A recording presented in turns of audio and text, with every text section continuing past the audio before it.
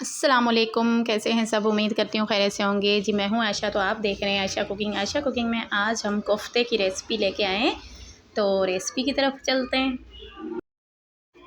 जी तो आधा किलो हमने ले लिया है चिकन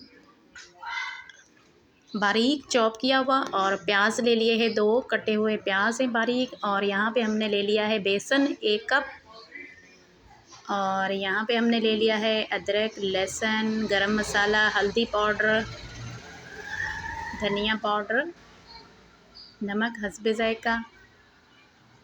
जी तो अब हमने इसकी करनी मिक्सिंग। 1 अदद अंडा इसमें ऐड कर देंगे,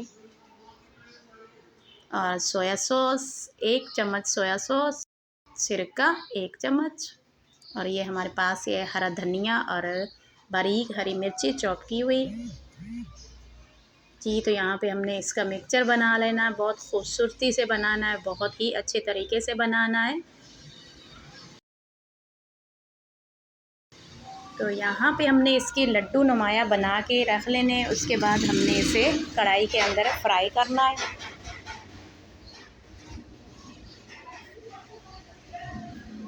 कढ़ाई में जब आप कोफ्ते जो है उसको फ्राई करें तो ख़याल रखें कि बच्चे जो है ना किचन में बिल्कुल नहीं आने चाहिए।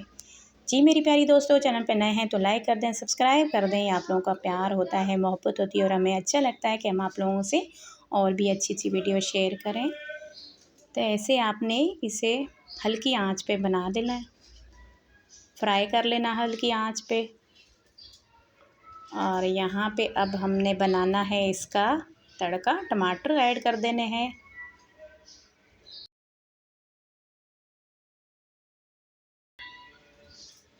और ये अदरक लहसुन का पेस्ट। जी अब हमने इसकी करनी हल्दी पाउडर 1/2 चम्मच, नमक हस्बे ज़ायक़ा।